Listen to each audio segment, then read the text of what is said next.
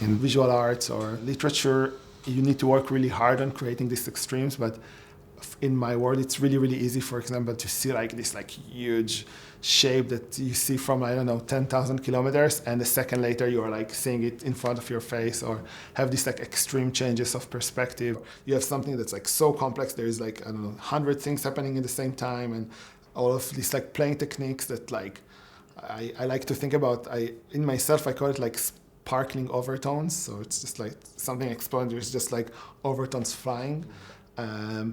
And there is so many objects finding, and then it cuts into like something so small and specific.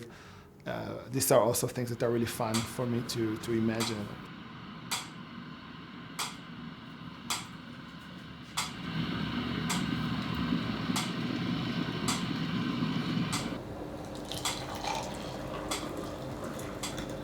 There is something about sound that you can be immersed in it, because it's not here or there. It's like you can live within it, and sometimes I actually feel like I live within the sound.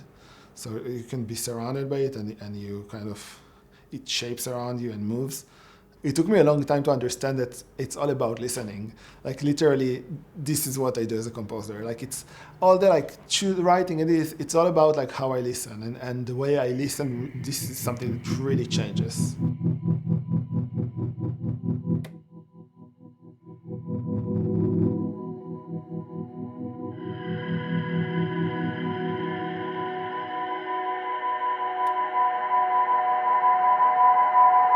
With sounds that are so abstract, it's always really, really complicated for me also to say what does this sound have to do? Why am I making these sounds?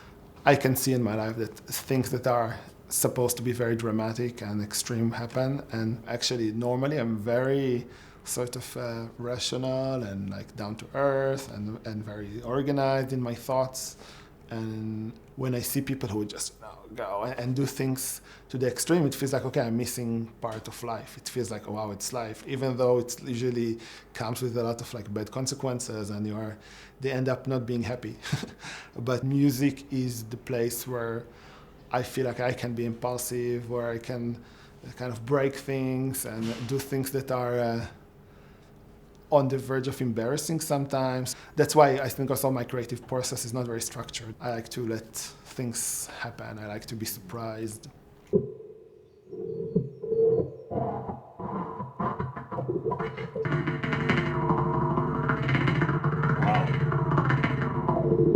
It's kind of cool. That's right? awesome. That's awesome.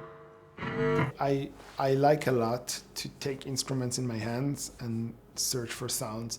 It doesn't happen to me often that I go in the street and there is a sound and I'm like, oh, I need to use that. It's not the way it works for me.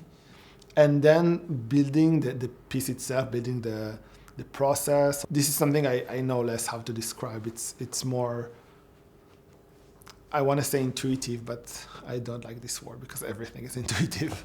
You said a brush, I imagine like a drums brush.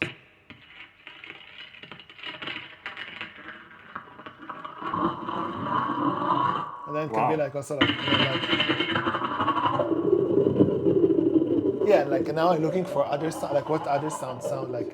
It's like It's awesome. It's amazing how it does remind me of stuff you do with the guitar, like this. Yeah, It's this is very like with similar the- to what in your recent piece in the with the restaurant sponge. when you do with the sponge. Yeah, it's really similar to this. And the grainy stuff, Yeah, this grainy is- stuff is great. right? It's so strange.